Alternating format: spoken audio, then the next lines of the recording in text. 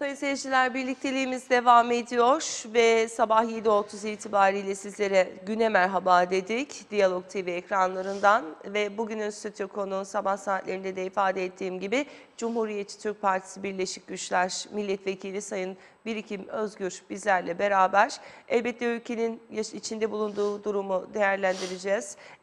Bunun yanı sıra bütçe görüşmeleri, bütçe maratonu geç saatlere kadar sürdü ve devam da ediyor.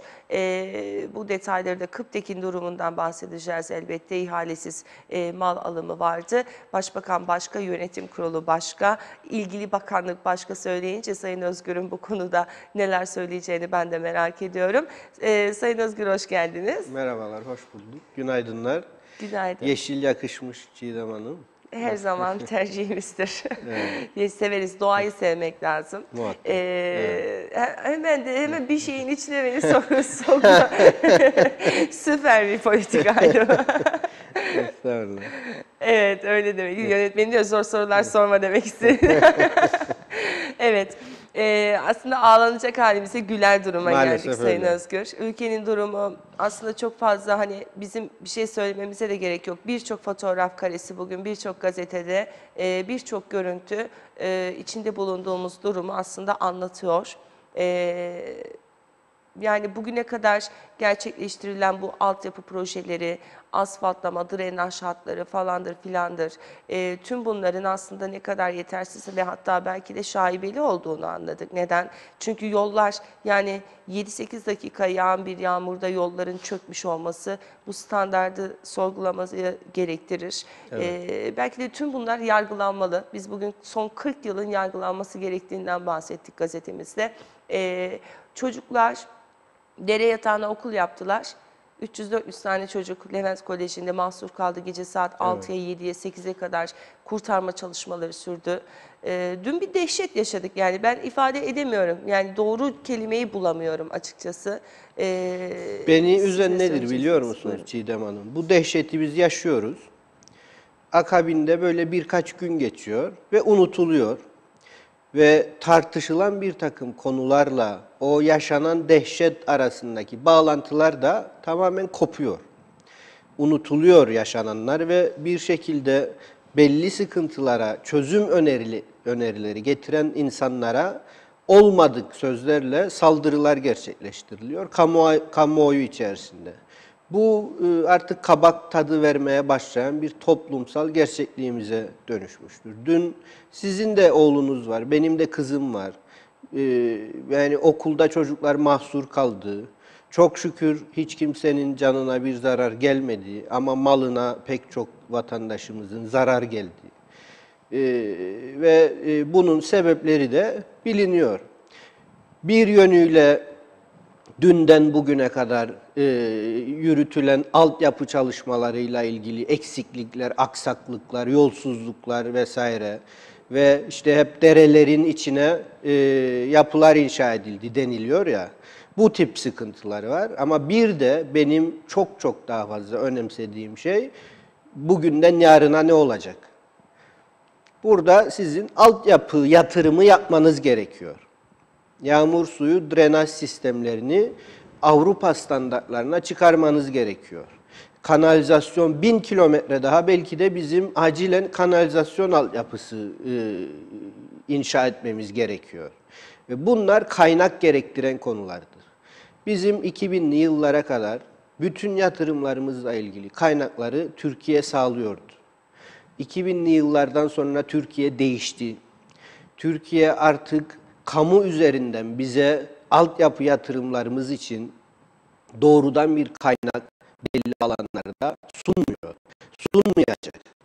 Dolayısıyla bu konulara bizim bir çıkış noktası yaratmamız gerekiyor. Örneğin bu suyla ilgili tartışmaları eminim ki yakından izliyorsunuz. Suyla ilgili bizim entegre su yönetimi reformu gerçekleştirmemiz gerekiyor acilen. İlk etapta 3-4 yıl içerisinde belki de 300-400 milyonluk bir altyapı yatırımına gitmemiz gerekiyor. Bu kaynak bizim kamumuzda yok. Birazdan bütçeyi konuşuruz. Borç, kamu borç stoğu, bütçe açığı, efendime söyleyeyim pek çok borçlar var uzun uzun tartışılabilecek. Ama nihayetinde sonuç şu, bu kamu dediğimiz yapı, altyapı yatırımları için bir kaynak ayıramıyor. Bu noktada ne olacak? İnsanlarımızı ölüme mi çürüyoruz artık? Kokmaya başlıyor Kıbrıs Türk'ü. Yollarımız delik deşik. İşte bir yağmur yağıyor, 5 dakika içerisinde yaşanan hadise ortada. Buradan bir yeni sosyoekonomik ciddi politika üretmesi gerekiyor Kıbrıs Türk siyasetinin. Belli bir takım kavramları aşarak temel üzerinde durmak istediğim nokta şudur. Özel sektörle nasıl işbirliği yapılabileceğini bu gibi konularda Kıbrıs Türk siyasetinin artık çözüme kavuşturması gerekiyor. Eğer birimize bir şey olsun istemiyorsak ve doğru düzgün yaşamak istiyorsak bu ülkede bunu adam akıllı, ayakları yere basan bir şekilde siyasetçilerin ve başka birini suçlamıyorum hiçbir zaman. Bütün suç siyasilerdedir. Çünkü belli noktalarda bu gibi konuları kışkırtan çevreler olabilir. Belki derin devlettir bu. Başarılı olmanızı istemiyor, reform yapmanızı istemiyor. Sürekli kurcalıyor böyle şeyleri. Veya bir çıkar grubu olabilir. Maddi çıkarı olan mevcut yapıdan. Onlar da siyasetçileri belli bir yöne sevk etmek adına müthiş bir çaba içerisinde olabilir. Ama siyasetçi ülkenin geneli için, gelecek nesiller için ve kendi nesli için de bir şeyler yapmak zorundadır ve temel nokta bizim kaynak yaratma ve doğru yönetme konusunda bir takım yeni unsurları siyasetin içine sokabilmemizle alakalıdır. Bunun kavgasını veriyoruz. Yani bu anlamda zaman zaman sıkıntılar da yaşıyoruz doğru ama çok da önemli değil. Yani sıkıntı yaşamadan da değişim gerçekleşmez. Bir takım özel kaygıları Kıbrıs Türk halkının bu gibi konularda vardır. Nihayetinde küçük bir toplumumuz, yok olma riski yaşayan, yani varoluş mücadelesi veren bir halkız. Güney bir taraftan işte bizim azınlık olarak içinde yer alacağımız bir çözüm için maksimalist bir tavırla bir siyaset yürütmektedir. Ulusal politika gütmektedir. Diğer taraftan biz mevcut koşullarda Türkiye'ye bağımlı ve bu anlamda sosyal, kültürel anlamda da Türkiye'den gereğinden fazla etkilenebilecek ciddi açıklarımız olan bir pozisyondayız. Ne oluyor? Halkın hassasiyetleri kabarıyor. Varoluş anlamında ve işte küçük bir ekonomi olmanın tekelleşme riski ve benzeri noktalarda yarattığı sıkıntılar da vardır. Ama siyasetçi ne yapacak? Bütün bu hassasiyetleri görecek ve özel sektörle nasıl işbirliği yapılabileceği konusunda bu gibi konularda bir takım sentezlere ulaşıp bu modelleri uygulamaya geçirecek. Olması gereken şey budur. Ve bu bir hayal de değildir. Yani örneğin Türkiye'de 5-10 yıl içinde en azından büyük şehirlerde o şehirleri tanıyamayacağınız kadar müthiş yenilikler, değişimler olabildi. Nasıl oluyor bu? Özel sektörü işin içine katarak Türkiye'yi yöneten insanlar hem bir taraftan kamuyu rahatlattı hem de diğer taraftan insana hizmet anlamında bir takım yatırımların gündeme gelmesini sağlamış oldu.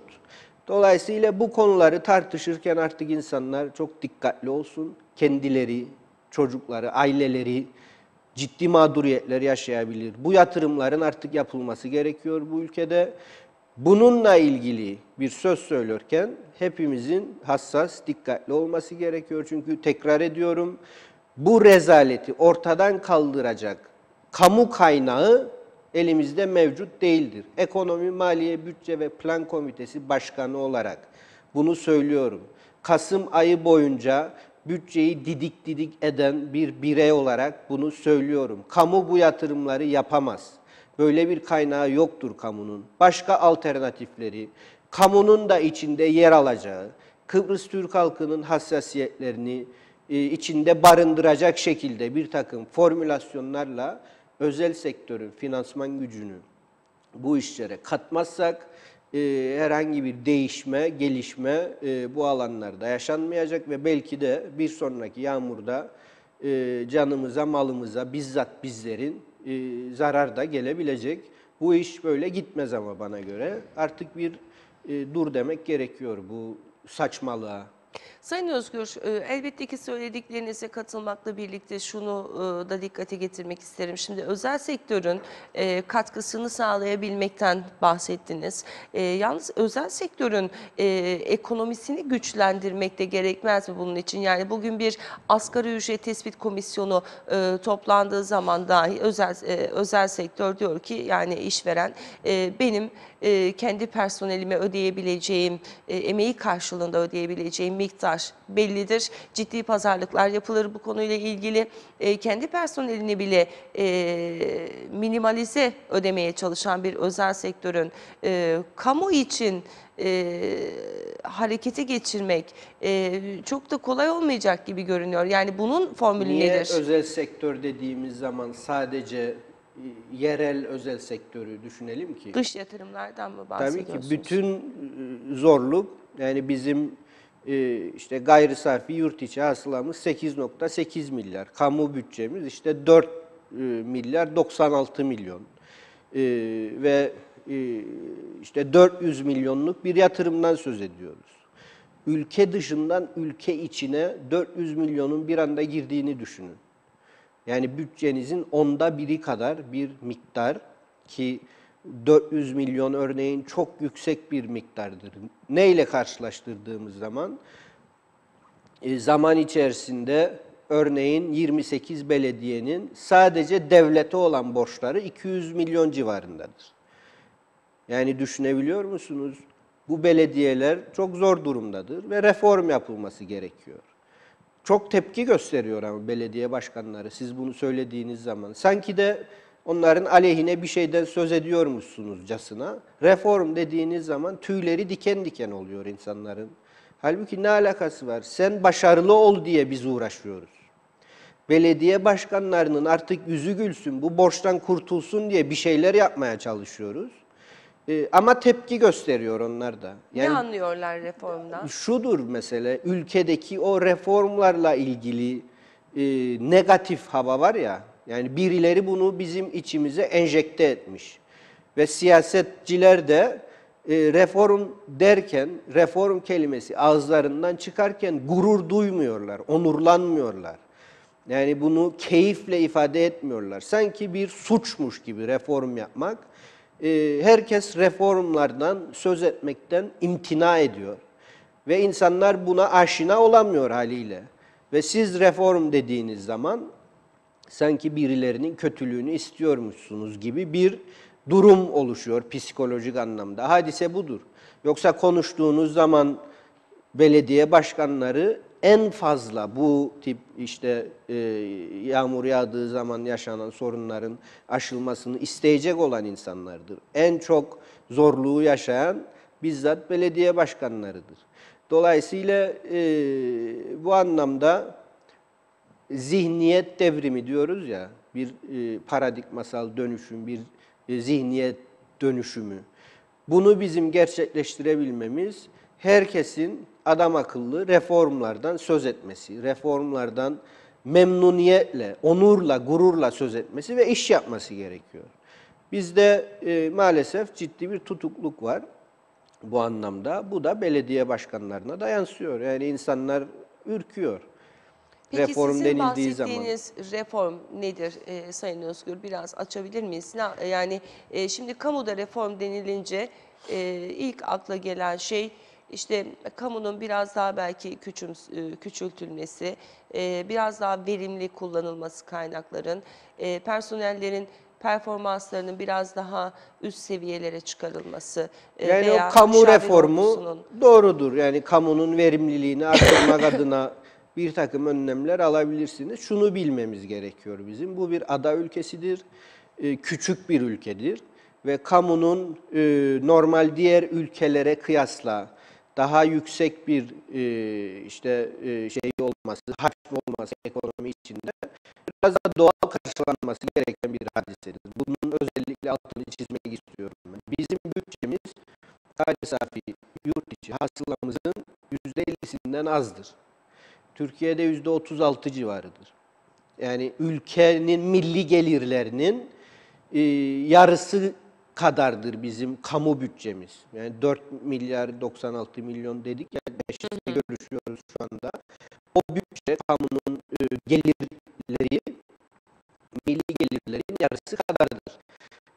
Bu çok geri kalmış ülkelerde %80'lere, %90'lara çıkıyor. Ama bizim %50'ler civarında olması bu oranımızın çok da şaşılacak bir durum değildir. Ne yapabiliriz kamuda? Verimliliği artırmak adına çalışma günleri, çalışma saatleri, işte ek mesai sorunu örneğin 2014'te 72 milyon TL harcanıyor ek mesailer için. Orada organize bir şekilde ek mesai kaynaklarının sömürüldüğü dairelerin, kurumların olduğunu biliyoruz. Yer yer partizanca amaçlarla havuç ve sopa olarak kullanıldığını bu ek mesailerin biliyoruz. Ciddi kaçaklar vardır orada. 2015 bütçesinde 50 milyon TL hedefi kondu önümüze. Dolayısıyla %30 civarında bir düşüş yaşanması gerekiyor ek mesai harcamalarında. Bunu nasıl yapabilirsiniz? Bunu bu sisteme neşter vurarak yapabilirsiniz. Reform dediğimiz budur. Yani çalışma günleri, çalışma saatleriyle ilgili ki çok fazla resmi tatil var ve mantıksızdır çalışma saatleri örneğin kamunun. Öğle arası yoktur, vatandaşla doğrudan iletişim imkanlarının olduğu vakitler daha azdır vesaire.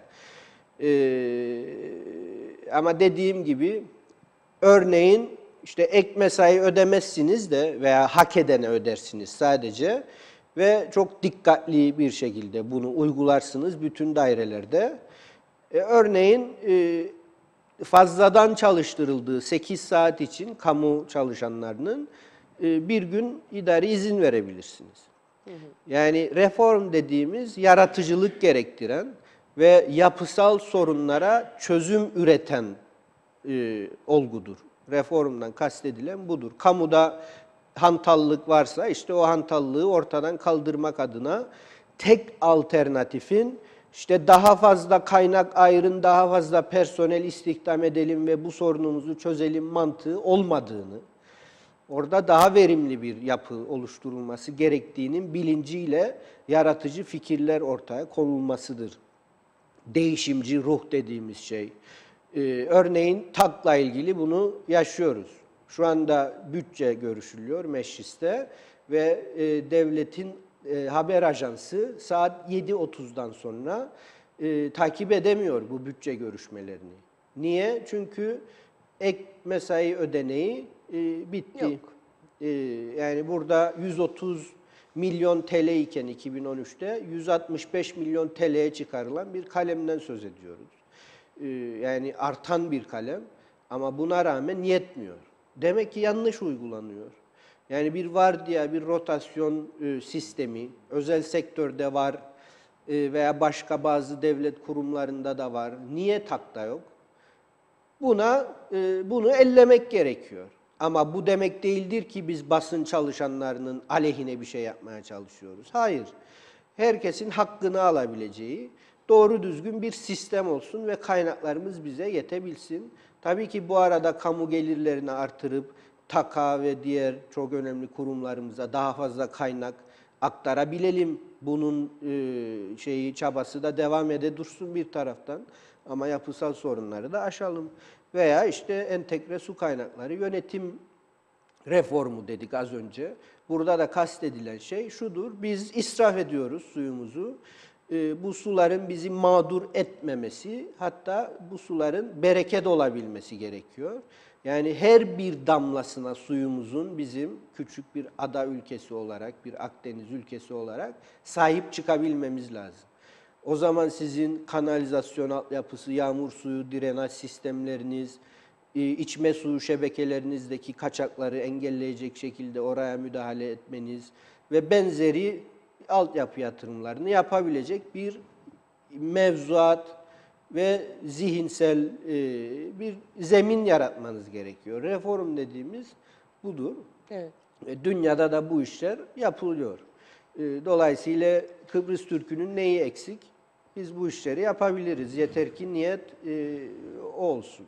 Tabii şimdi elbette ki ben niyetin iyi bir niyet olduğundan hiç şüphem, hiç kuşkum yok ama bu iyi niyet hükümetlerde veya işte ilgili komitelerde olduğu gibi ülkenin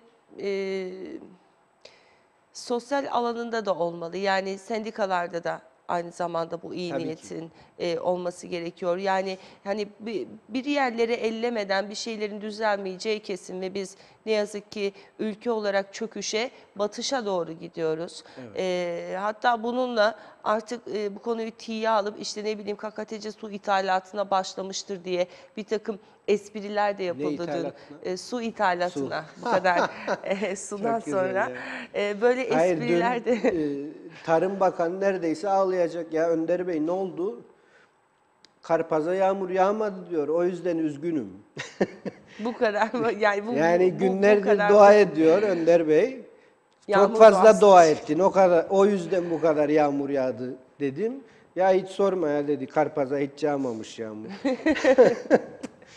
Yani bütün bunlara dokunmak gerektiğini söylüyoruz da yasalara da acaba mı ya yasal olarak da hükümetin bazen eli ayağı bağlanmış durumda bizim ülkemizde. Yani orada da bir reform şart sanki. Tabii ki. Çünkü Zaten tabii. yani kamuya dokunacaksınız tamam ama orada sendikalar çıkıyor ve diyor ki hop orada durun.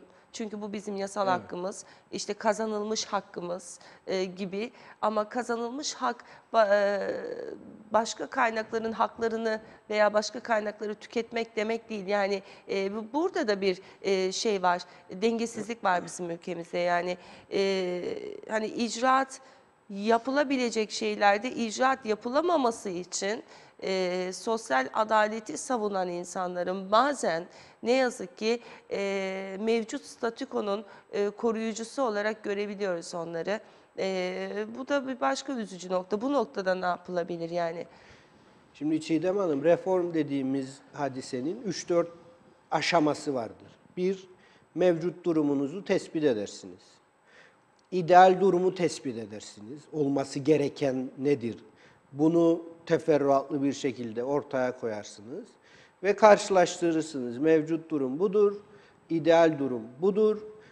Mevcut durumdan ideal istendik duruma ulaşabilmek için benim mevcut duruma ne gibi müdahalelerde bulunmam gerekiyor?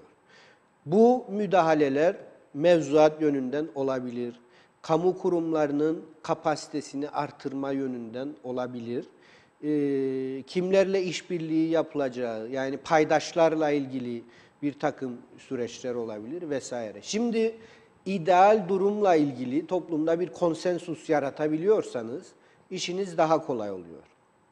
Bu anlamda çok ciddi kafa karışıklıkları olduğunu ben az önce ifade ettim. Yani ideal duruma rağmen sendikacılık yapamaz kimse.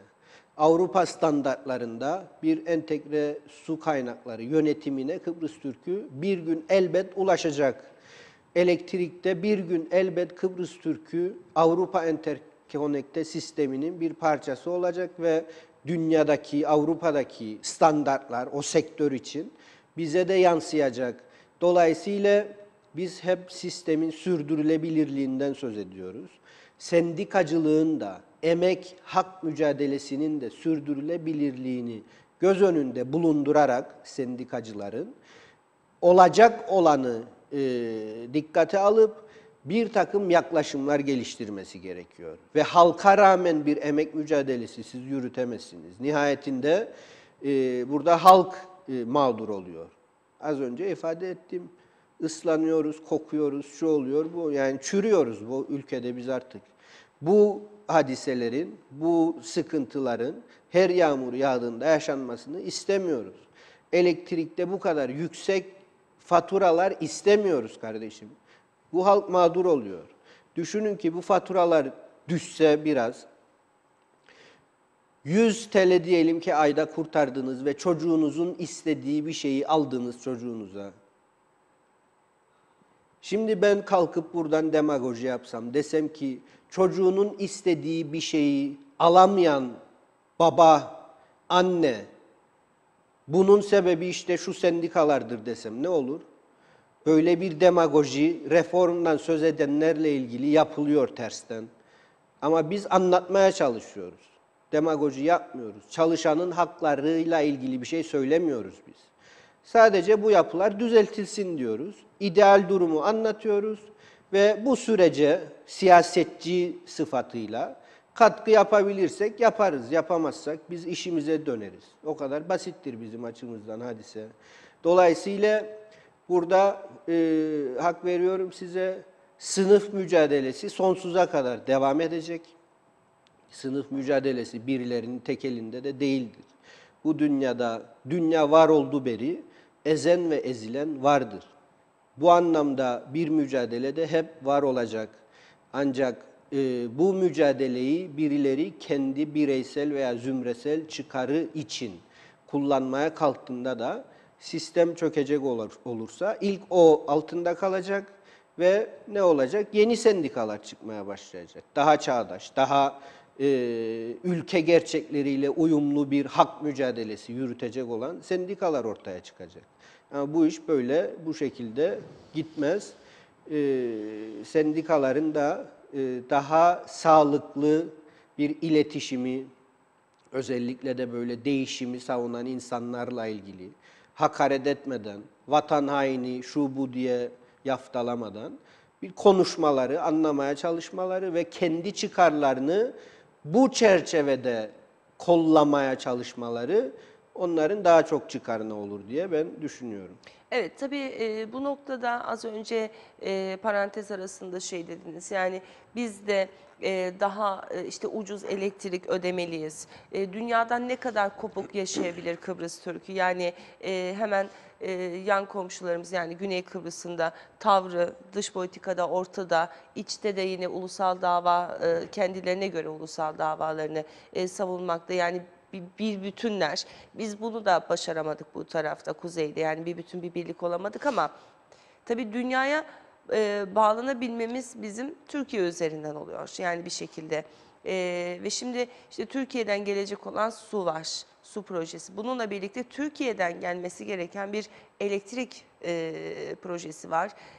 Sayın İzzet İzcan da geçtiğimiz gün burada konuğumdu ve dedi ki Türkiye'den ve ben çok şaşırdım. Sayın İzcan'ın böyle söylüyor. Türkiye'den gelecek olan elektrik dedi halkı rahatlatacaktır, faturaları düşürecektir, devlet tekelinden bu toplumu kurtaracaktır ve bizi dünyaya bağlayacaktır dedi. Ben Sayın İzcan'dan bunları duymayı hiç beklemiyordum açıkçası. Demek ki aklın yolu bir açıkçası. Elektrik mühendisidir İzzet Bey. Ve aynı zamanda akıllı bir insandır nihayetinde. ama bu noktada bir çelişki var yine bizim ülkemizde. Mesela sendika diyor ki işte Türkiye'den elektrik gelirse işte ne bileyim Kıptek kapanır, Kıptek şu olur, işte bizim toplumun öz varlığıdır vesaire. Kıbrıs Türk Hava Yolları da öz varlığımızdı, bitti gitti. Yani bitip gitmesine bir şey elbette insanın içi yanar. Kendi ülkesinin öz varlığının o batarak gitmesine ama gitti. Yani sonuç bu. Ne oldu, biz yok mu olduk? Olmadık. Ama tekrar ayağa kalkmak lazım.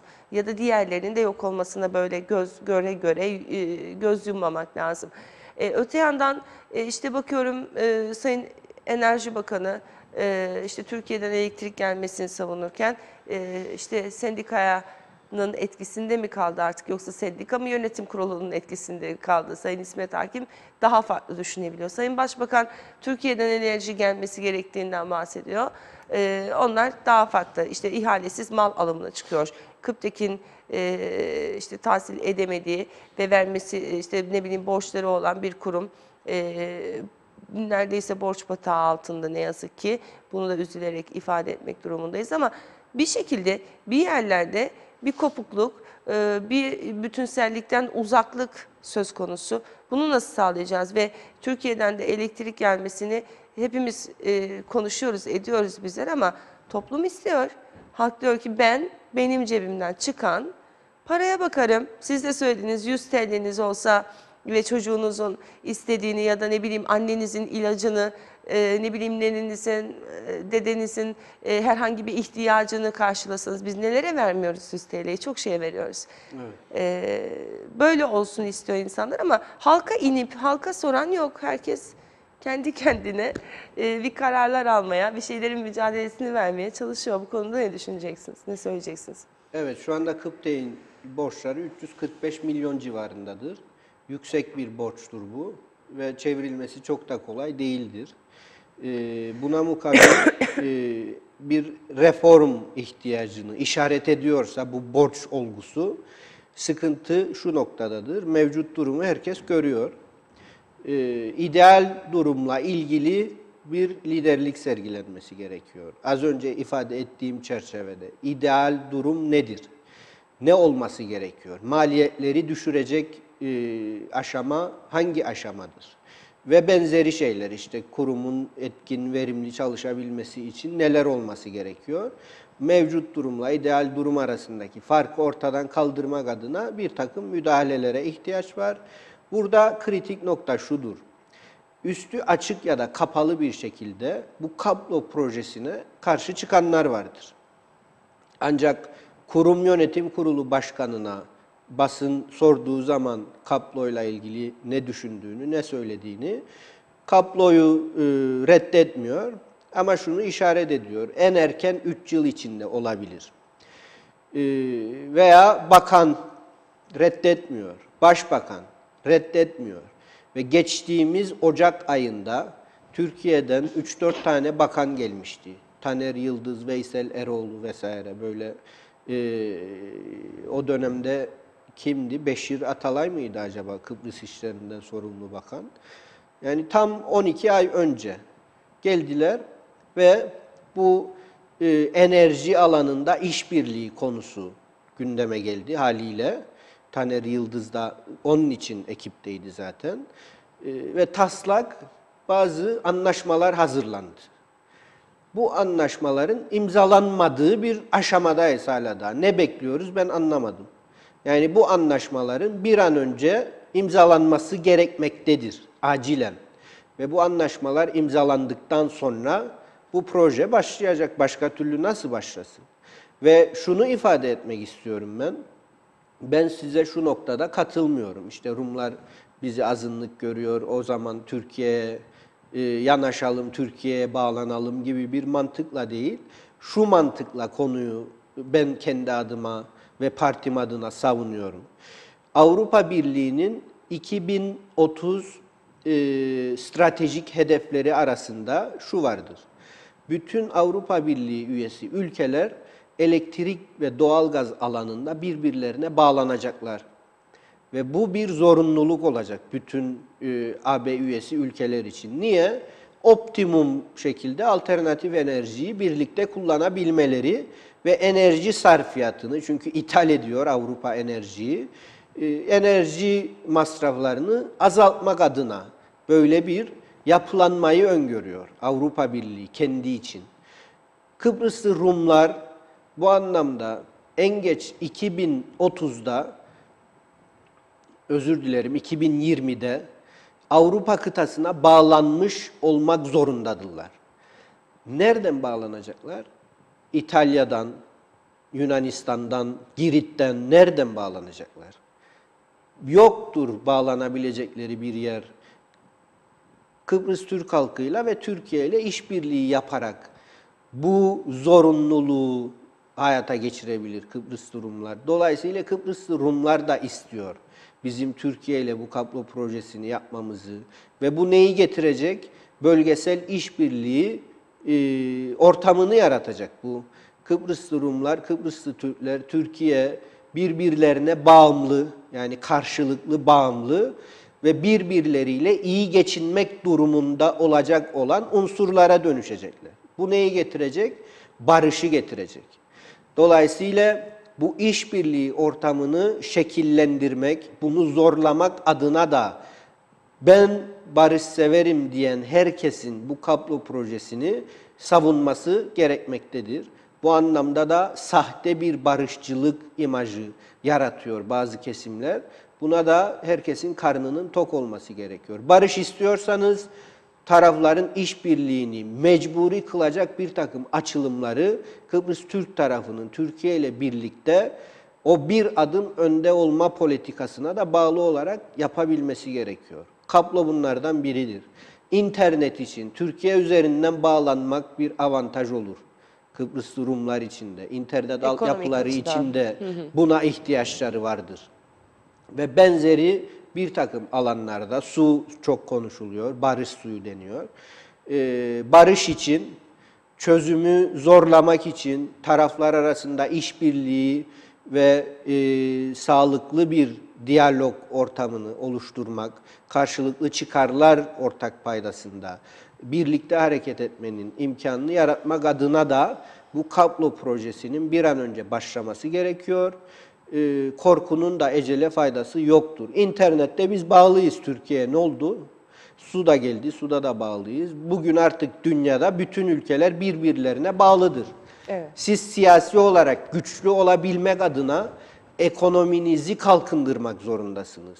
Safsatayı bırakalım bir kenara. Biz bu ekonomiyi düzlüğe çıkarırsak, 3-4 yıl içinde Sayın Maliye Bakanımız Zeren Munga'nın toplumun önüne koyduğu hedef doğrultusunda cari harcamalarımız için Türkiye'den mali yardım almaktan vazgeçebilirsek, bu yükten kurtulursak siyaseten, bu toplumun ne olacak? Özgüveni artacak. Bu toplum serpilecek, gelişecek ve daha hızlı bir şekilde kalkınma hamlelerini yapabilecek bir özgüvenle siyaset yürütecek artık siyasetçiler de. Dolayısıyla ne yaptığımızı bilerek adım adım bu süreçleri hayata geçirmemiz gerekiyor. Kabloyla ilgili dediğim gibi 12 aydır bu anlaşmalar imzalanmadı. Bir an önce Türkiye ve KKTC arasında karşılıklı enerji alanında işbirliği anlaşması ve kabloyla ilgili anlaşma, 2 tane anlaşma derhal imzalanmalıdır ve hızlı bir şekilde de projeye başlanılmalıdır. Bu anlaşmalara Kıbrıslı Türkler baksın. Yani bizim çıkarımıza olmayacak bir şey içermesin bu anlaşmalar. Bir sürü hukukçumuz var, bir sürü işte bu işlerden anlayan akademisyenlerimiz var enerji alanında, hukuk alanında. Yani bu sözleşmeleri inceleyelim elbette ama 12 ay ne ya? Neden Nedir yani bu 12? imzalanmıyor? İşte korkuluyor demek ki, ne bileyim ben, imzalanmıyor. Yani siyasi iradenin orada hızlı davranması gerekiyor. Yani bunun böyle bir şeyi de yok, yani bir riski yok ki. Siz bakarsınız, incelersiniz o anlaşmaları, devlet olmanın gereğini yaparsınız. Yani her şeyi de herkesle paylaşmanın da bir alemi bana göre yoktur. Eğer devleti yönetme sorumluluğunu siz almışsanız hükümet olarak bunun gereğini yapacak. Siz zaten onun için yetkilendirildiniz. Dolayısıyla çekinmeden, korkmadan bu adımları hızlıca atması gerekiyor devleti yönetenlerin. Evet, umalım da bu adımlar süratle atılır. Çünkü Kuzey Kıbrıs Türk Cumhuriyeti'nin artık kaybedecek bir zamanı yok. Kesinlikle. En azından dediğim gibi dünyadan ne kadar kopuk yaşayabiliriz burada. Dünyadan kopuk yaşarsak işte bugün görmüş olduğumuz bu manzaralarla içerisinde Çürüyeceğiz biraz yaşar. daha. Ve hayır, bir de daha da kötüsü. Şimdi o fareler falan, böcekler falan da hepsi çıkmıştır. Yani ciddi bir Lefkoşa'yı salgın birlikte yaşadık hastalığı değil falan. mi? Yani Lefkoşa'da o kurtlar, fareler, Evet. o dönemleri yaşadık. Tekrarlanmasın Ciddi bunlar. bir salgın Veya başka hastalığı söz konusu belediyelere de olabilir. yayılmasın aynı şey. Yapılması gerekeni siyaset yapsın. Evet. Tabii yapılması gerekeni siyaset yapacak Yani ben de elde kaynak içindeyim. da Bu yok. arada yani sanki kendimi muaf tutuyormuşum gibi de algılanmasın. Ben kafamdaki yapılması gerekenleri paylaşmak, yani siyaset biraz da işte düşünceleri de paylaşmak. Neler yapılacağı veya yapılması gerektiğiyle ilgili düşünceleri paylaşıyorum. Yapılamadığı noktada da yani bir fatura ödenecekse bir milletvekili olarak o faturayı ben öderim. Ben bundan da kaçınmam. Yapamadık derim, diyeceğim de. Peki şimdi hep hani bütçeye dayandırdık, ekonomik koşullara dayandırdık, yapılamayan birçok şeyi, hatta dış yatırımı ülkeye çekmekten bahsettik de Dış sermaye dış girişi sermaye. ekonomik kalkınmanın anahtarıdır. Bunu unutmamak gerekiyor. Ama neden gelip de bu ülkeye yatırım yapsınlar? Yani İşte o noktada neler yapılabilir? Yani bizim çok hantal, hiç denilebilecek kadar çalışmayan bir diplomasimiz, bir bürokrasimiz var. Öte yandan bakıyorum, yani mesela bir yere izin verilir, bir yatırım yapılsın diye. Ne bileyim, biri izin verir, öbürü izin vermez. Altyapısını yapmaz mesela. Hadi onu da yapsın yatırımcı. Elektriği götürmez. Ne bileyim, telefonu götürmez. Telefonu götürse interneti götürmez. İnternet, telefon hepsi gitse ulaşımı olmaz. Yolu sen yapacaksın der. İyi de ben niye yatırım yapayım yani bir ülkeye? Yani neden? Ne tür bir cazipliğimiz var? Havamız, güneşimiz, denizimiz. O da yok, çamur derya içinde kaldı. yatırım söz konusu olduğu zaman işin fizibilitesi ve benzeri işte özel sektörün kendine özgü kaygıları vardır. Dediğiniz gibi bürokrasi bunlardan bir tanesidir. Yani iş yapabilirlik artı kar elde etmek ister özel sektör. Karlı bir Haliyle. iş mi ona bakar öncelikle. Yani bir yatırım yapabilir, sizde olmayan bir kaynağı ülkenize getirir ve bu sizin nefes almanıza sebep olabilecek bir kaynaktır. Burada istihdama imkan yaratmış olur vesaire vesaire bir sürü pozitif etkisi olabilir o bir anda ülkeye girecek olan dış sermayenin. Ancak nihayetinde orta ve uzun vadede bir kar elde etmek isteyecektir özel sektör bu anlamda. Dolayısıyla siz bakarsınız ya çürümeye devam edeceksiniz ya da o kaynağı kullanıp sistemin önünü açmak, yatırımların gerçekleşmesini sağlamak ama orta ve uzun vadede de gelirinizi o spesifik alanda o özel sektör paydaşıyla paylaşmak durumunda kalacaksınız. Verginizi alacaksınız sadece ya da belli bir yüzde sadece gelirinden size bir katkı yapacak belirli bir alanınıza. Ama nihayetinde özel sektörü tatmin edecek şekilde kuşkusuz bu ortamı sizin yaratma zorunluluğunuz vardır. Bu da yine siyasetin görevidir. Yani o modelleri yatırım ajansları çok doğru şekilde ortaya çıkarabiliyor dünyada. Bizde de vardır bir yatırım ajansı. Çok genç, çok yetenekli bir başkanı vardır. Yatırım ajansımızın, YAGA'nın. Onun önüne siz koyun. Teklif bu. Yapılması gereken iş bu. Kaç yılda bu iş olabilir? 10 yıl çok karlı olmayacaksa örneğin özel sektör için süresini uzatır o. Yani bu işin uzmanları vardır. Çok uzatmayayım. Uzmanları var, yetkileri var mı? Uzmanlar bunu modeller, yetkiler hükümetlerdedir. Bu işlerde neşteri vuracak olan, adım atacak olan yürütmedir. Biz de yasama organı mensubuyuz, konuşuyoruz. Reform süreçlerinde bir takım mevzuat değişiklikleri gündeme gelirse biz işte komitelerde, genel kurulda o yasaları düzeltiyoruz, düzenliyoruz. Onun dışında bir görevimiz yok bizim devlet katında. Yasama organı yasa yapar, mevzuat değişikliklerini yapar ama yürütme her alandaki aksaklıkları tespit edip reformların, değişimin nasıl hayata geçirileceğinin yol haritasını çıkarıp devletin farklı organlarına görevlerini tevdi eder. YAGA'ya sen bu yatırım nasıl feasible olabilir? Nasıl bana dışarıdan bir yatırımcı bul bu iş için der. Devlet YAGA'ya.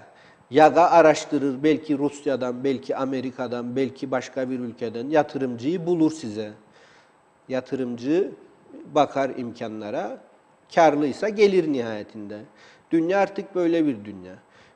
Dolayısıyla işin başı yürütmedir. Evet. Umarım o yürütmede işini yapabilecek düzeye Muhakkak. gelir diyelim. Şu anda pek o düzeyde gibi Daha hızlı çalışılmasında görünmüyor. yarar var diye düşünüyorum ben. İstikrar gerekiyor onun içinde. İşte bir koalisyon hükümetidir şu anda görevde olan. İyi niyetle çalışan bir başbakan vardır. Temiz, dürüst bir siyasetçi Özkan Bey. O anlamda büyük bir avantaj Kıbrıs Türk halkı için böyle bir başbakanımızın olması. Maliye Bakanı ülkenin sadece bugününü değil, yarınlarını da düşünerek politika üreten, bütçe hazırlayan, çok yetenekli, çok başarılı bir insan, çok dirayetli, disiplinli, ilkeli, bütün saldırılara rağmen kamu kaynaklarını yani hepimizin parasını kimselere, çetelere kaptırmayan çok dürüst bir insan o da. Bunlar avantajlarımız. Önemli olan reformlarla ilgili liderlik sergilenmesi. 2015 yılında bu bütçenin, kamu bütçesinin işte 387 milyon bir bütçe açığımız var. 400 milyon dersek ona. Bir sürü borçlar var diğer taraftan. Yani kamu maliyesinin dışında belediyelerin borçları var. Belki 400 milyon da onu koyun toplamda. Yani ciddi açıklar var bugün sistemde. Eğer biz 2015 yılını ameliyat yılı ilan edemezsek ve bu yaralara neşter vuramazsak 2015 zor geçecek. Eğer 2014'teki bütçe performansı, bütçe disiplini devam ettirilir ve aynı zamanda 2015'te kara delikleri kapatacak o borçları ifade ediyorum, azaltacak bir takım dış sermaye girişini sağlayabilecek adımlar atılabilirse ve reformlar gerçekleştirilebilirse 2015 itibariyle Kıbrıs'ın kuzeyi cennet olmaya başlayacak. Ve 3-4 yıl içinde de tanıyamayız bu ülkeyi. Yeter ki reformlar için elimizi taşın altına koyalım ve bir yerden başlayalım. İstikrar gerekiyor bunun için. Nisan'da bir seçim olacak. Cumhurbaşkanlığı seçimi öncesinde belli şeyleri konuşup seçimden hemen sonra da reformları başlatmamız bir zorunluluktur diye ben düşünüyorum. Nitelikli, genç, cesur, değişimin yanında olan bir cumhurbaşkanı, kadın cumhurbaşkanı, değişimi temsil edecek bir yeni lider göreve gelirse de psikolojik anlamda bu değişim süreciyle ilgili yeni bir aşamaya gelmiş olacağız. Bu benim partimin düşüncesidir. Siz de Yine inşallah topu bana atmaya doğru Sibel geliyor. Hanım'ı destekleyeceksiniz diye düşünüyorum. Vallahi teşekkür ediyorum, sağ olunuz. Ben benim için hanım erkek falan olması değil. Ne kadar tecrübesi Sizin için olduğu falan değişim çok çok önemlidir önemli yani. değil mi? Evet. Ona inandım. Ona beni ikna edebilecek aday kimse ona elbette ki vatandaşlık görevimizi yapıp oyumuzu Tabii ki. vereceğiz. Bu noktada şunu da söylemek lazım. Yani mutlaka herkes gidip oyunu kullansın. Mutlaka kullansın. Bu bizim hepimizin hakkı. Değişim istiyorsak, değişim, devamlılık istiyorsak devamlılık için, ama bu oy kesinlikle kullanılmalı. Sakın sandığa gitmemezlik yapmayın. Ben de bunu buradan söylemek istiyorum. Çünkü insanlar artık şey diyor, yani siyasete karşı biraz Evet. güvensizlik var, seçim Çünkü bunalmışlığı var. bekledikleri olmuyor insanların. Niye ben siyasetle ilgilenmeye devam edeyim diye bakıyor haliyle Evet. vatandaşlar Bu da. algıyı çok önemli görevler düşüyor. Evet. Hem siyasetçilere, hem sivil toplum örgütlerine, hem bize. Bu algıyı bu toplumdan silmek lazım. Aksi halde değişimi getiremezsiniz. Bununla yapacağız çünkü Değişim biz şart. herkes değişim şart. Peki istikrara vurgu Tepeden yap- başlayarak. İstikrara vurgu yaptınız. Evet. Ama bu noktada son olarak şunu sormak istiyorum. Süremizin gerçi sonuna geldik. Son 2 dakikamız varsa yönetmenine Yönetmenimiz hemen kızmasın soralım. bize. Teşekkür ediyorum ona. İstikrardan bahsettiniz ama koalisyon hükümet ortağınıza baktığımız zaman Cumhuriyetçi Türk Partisi ve Demokrat Parti birbirinden çok ayrı partiler, en azından ben öyle görüyorum. Ortak noktalarınız olduğuna inanmıyorum açıkçası. Duygusal açıdan da inanmıyorum, vizyon açısından da inanmıyorum. Hiçbir şeyiniz benzemiyor. Nihayetinde biri solcu bir parti, biri sağcı bir parti. Tabii ki birbirine benzemesin iki parti ama ülkeyi birlikte iyi yönetsinler. iyi Beklediğimiz bu. yönetilebildiğine inanıyor İşte musunuz? istifalar oluyor, şu oluyor, bu oluyor. Bir şekilde o istikrar ortamını tam manasıyla yakalayabildiğimizi ben düşünmüyorum.